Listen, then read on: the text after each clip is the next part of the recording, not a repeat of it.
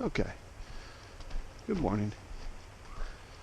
Welcome to part 2 of my little discussion about dark energy. Yesterday, who's kidding who? It's only a few minutes later. Earlier, I said that dark energy was nothing but gravity. Which seems to make no sense, since I also claimed that gravity was an attractive force, and dark energy is a repulsive force. Dark energy is causing the universe to expand at an ever more rapid pace. It's forcing the universe apart. We're all flying away from each other at a faster and faster rate.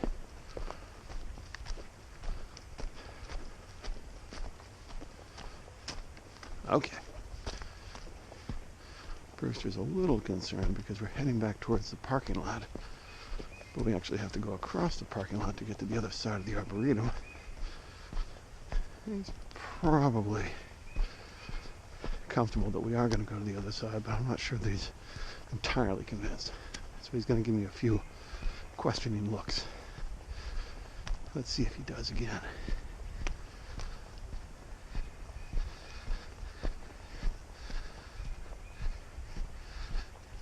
Or the other thing is, he's not even going to come anywhere close to the cars. He's going to veer hard left, hugging that left side, not going anywhere near the car. And he's got us going towards the other side of the park. Okay, come around this way.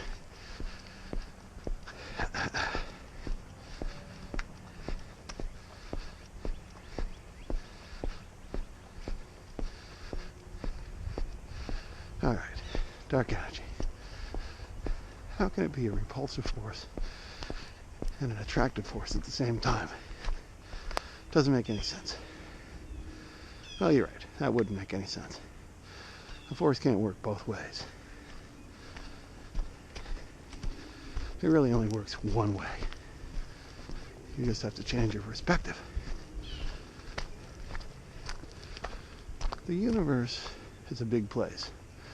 The galaxy, I just told you, is 100,000 light years across. May even be slightly bigger. We detected a collision of some black holes recently. They were 1.3 billion light years away from the planet Earth. Not too long ago, someone laid eyes on a galaxy that was, I think it was about something in the neighborhood of 13 billion light years from the planet Earth. 13 billion light years from the planet Earth. Whew, that's a long way. The Big Bang was, like I said, about 15 billion years ago, a little less than that, but close enough. So when you see something 13 billion light years away, you're looking at something that's a long way away. Without getting into all the details, let me tell you right now that current estimates are that the universe is approximately 92 billion light years in diameter. Maybe more. But that's about what people are thinking. 92 billion light years in diameter. That's the universe. If you're at one extreme edge of the universe, it was the explosion of all time, another mini Big Bang or whatever. It would take that like 92 billion years to reach the other edge of the universe. And of course the universe would be expanding in all that time, so you might never reach the other edge of the universe. At any rate, the universe is a big place. I look at it, however, in relation to infinity. People think of infinity as a big number, the biggest number conceivable. But that's not really it at all. Infinity's not a number at all. You could take the most powerful supercomputer ever known, set it working for the next 100 years, letting it calculate the biggest number possible, And if it ever reached such a number, which it couldn't, but let's just say it did, if it ever reached such a number, there would still be an infinite quantity of numbers larger. An infinite quantity. Infinity is limitless. It's without end. The universe is 92 billion light years in diameter. But compared to infinity, that's nothing. It's nothing. So just for a moment, consider the universe as a bubble. It's just a bubble.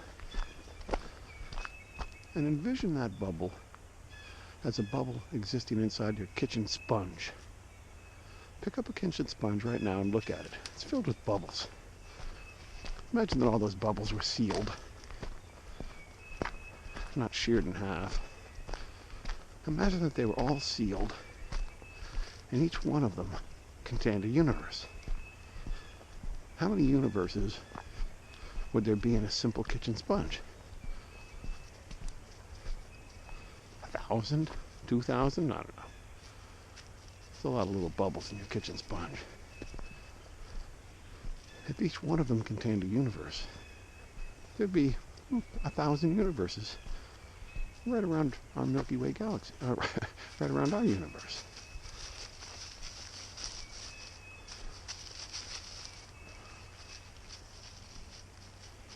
Imagine if that log right there were entirely made out of kitchen sponge material. How many little bubbles would be in that log? A lot more than just in one sponge. Might take 1,000 sponges. Yeah, maybe 1,000 sponges just to fill the space of that log. Imagine this whole log pile. This is all damage from the Hurricane Sandy, by the way. They're still clearing out down trees. Imagine all these logs made out of sponge material. And our little sponge with our little bubble is somewhere in the middle. How many other bubbles then surround us? Each one of those bubbles representing a universe.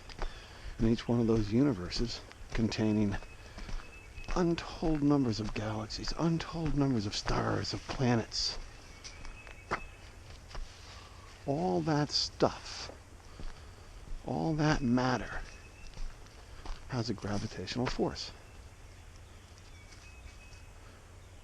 And that gravitational force acts on us. It pulls on us.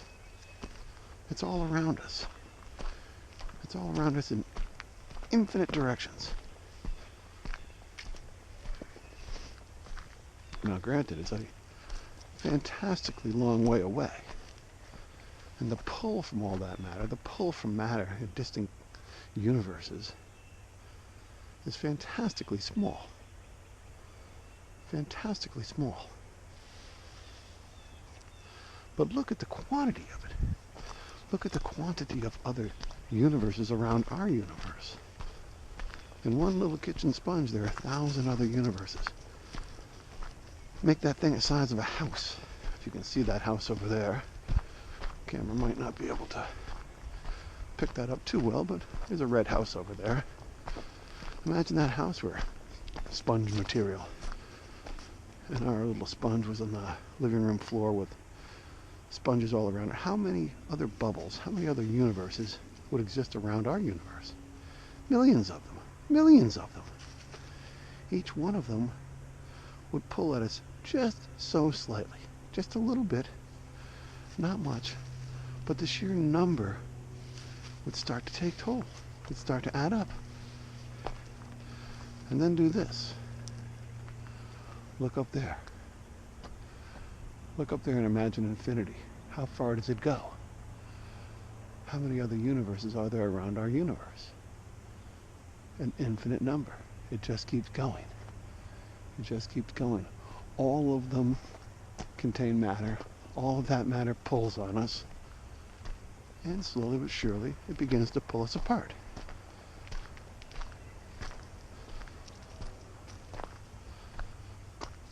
Dark energy is nothing but gravity. That's what I think. Now I ask you, do you really need Einstein? Do you really need a degree from Yale or Harvard or Princeton or MIT or some other fancy school to figure that out? Do you need incredibly sophisticated mathematical formulas? Or is it just as simple as looking at it in the right perspective? Just frame the question properly and you'll see the answer.